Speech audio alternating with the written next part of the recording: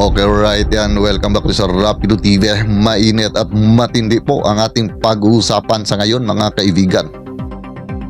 Catherine Camilon, base na rin po sa video nating panoorin ngayon, natunto na o natukoy na ang kinaroroonan. Matindi po ito, mga kaibigan, dahil marami po ang mga naghihintay at gustong malaman kung itong si Catherine Camilon ay buhay pa ba o talagang wala na. Kaya sa bidyong ito ay atin pong panuurin para malaman po natin kung ito ba ang sagot sa lahat po ng ating mga katanungan patungkol nga dito sa nawawalang beauty queen. Ang video na ito ay galing po kay Smith PH, mga kaibigan. Kaya sama-sama po natin itong panuurin.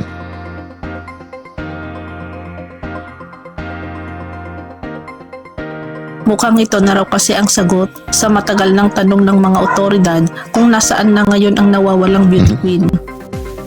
Lokasyon ni Catherine, tukoy na dahil kay Rudy Baldwin. Viral online ang bagong hula ng kilalang fortune teller at psychic na si Rudy Baldwin. Mukhang ito na raw kasi ang sagot sa matagal ng tanong ng mga otoridad kung nasaan na ngayon ang nawawalang beauty queen. Matatandang sumikat si Rudy matapos ang una niyang mahulaan ng pagputok ng Taal Volcano at pagpanaw ng NBA legend na si Kobe Bryant at ang anak nitong si Gianna Bryant. Hindi maikakailang marami ang nag-aabang sa mga prediksyon ni Rudy. Samantala kamakailan nga ay inulan ng samot-saring reaksyon ang bagong hula ni Rudy tungkol sa may pamagat na Batangas Vision. Naglalaman umano kasi ito ng ilang detalye na maaring makakapagturo kung nasaan na ngayon ang katawan ng nawawalang beauty queen. Matatanda ang idineklarang nawawala noong October 12 ang Miss Grand Philippines 2023 candidate na si Catherine Camilon. Si Catherine ay isang teacher mula sa Batangas. Unang napag-alaman na nawawala si Catherine matapos hindi na siya makontak ng kanyang pamilya. Labis na tinutukan ng marami ang kaso ng pagkawalan ni Catherine na hanggang ngayon ay hindi pa rin nakikita. Ngunit maraming netizen nga ang nalungkot matapos mabasa ang vision ni Rudy tungkol sa isang babae na binaon umano sa lupa. Agad nga naisip ng netizens na maaring si Catherine nga ang babaeng nasa vision ni Rudy. Ayon pa sa kilalang psychic, itong nakikita ko ay paulit-ulit ko nakikita. Halos araw at gabi, lagi lumalabas sa vision ko, kaya post ko na at nasa sa inyo kung paniwalaan nyo man o hindi. May nakita akong isang babae na binaon sa lupa na wala ng buhay sa isang lugar na kung saan tapat nito at kalapit lang ng dagat. At ang tapat ng dagat ay may makita kang mataas ng mga damuhan, maraming damo. Medyo mahaba ang damuhan at may nakita din akong bahay na bato, pero wala akong makita na tao. May kalayuan sa syudad to dahil mahaba ang kalsada na nakita ko sa vision ko at may madaanan kayong kahoy ng kawayan. Bago nyo marating ang lugar, uulitin ko po ulit. Paulit-ulit ito pinakita sa akin kahit nasa loob ako ng simbahan. Nagsimba. Nakikita ko ang lugar. Isang babae na animoy nag-antay lang ng alamin at hanapin siya. Hanggang dito na lang po ang aking masasabi. Lagi na lang natin tandaan na mag-ingat ang lahat palagi at huwag kalimutan manalangin ng taimtim. Samantala wala pa namang reaksyon ng mga otoridad at pamilya ni Catherine sa hula ni Rudy. Matatandaan sa latest update sa kaso ni Catherine, nahuli na ng otoridad ang isa sa person of interest ng kanyang pagkawala na walang iba kundi ang karelasyon niya na isang pulis. Okay, alright, yan mga kaibigan. Ito po ay base po sa hula ng isang kilalang manghuhula, mga kaibigan.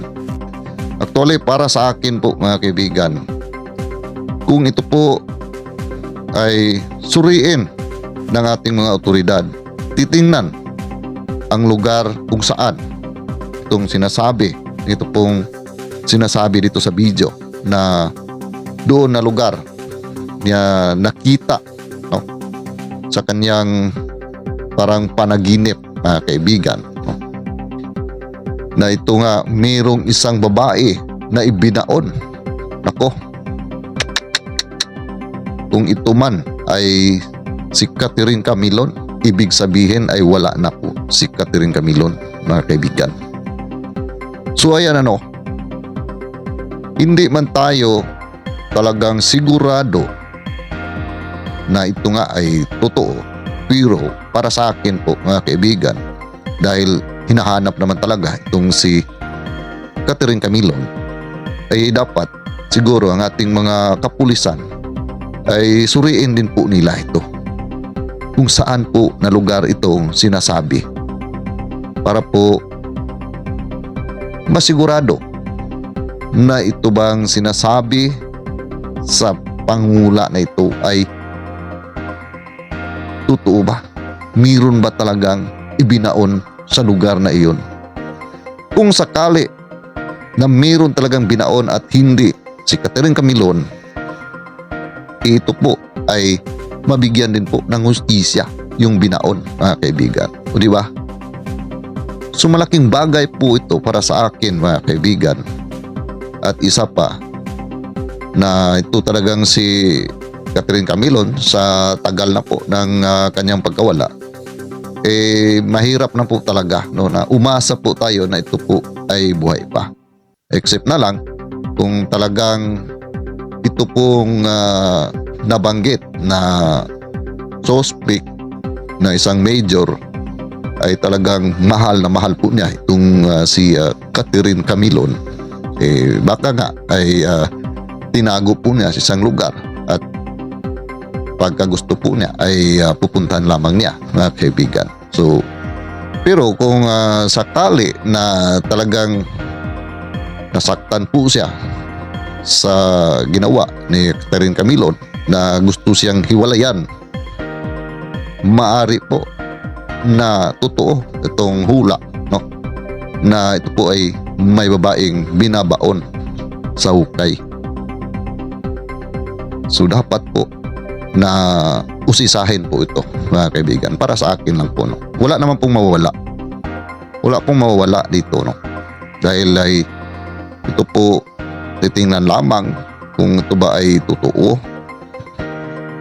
Pero kung talagang walang makita na isang Catherine Camilon na binaon sa lupa, baka mayroong iba na bangkay na matagpuan doon na matagal na rin po na hinahanap ng pamilya, o mayroon pong isang kaso na mabigyan po ng hustisya, mga kaibigan.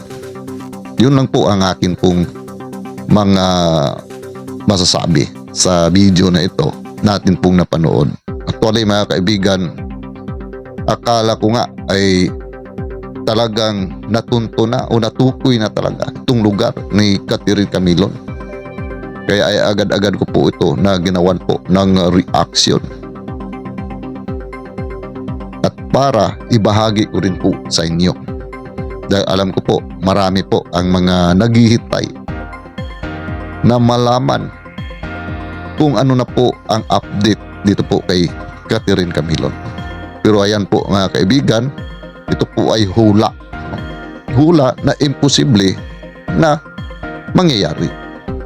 Dahil marami na po siyang hinuhulaan na talagang nangyayari po, mga kaibigan. Diba?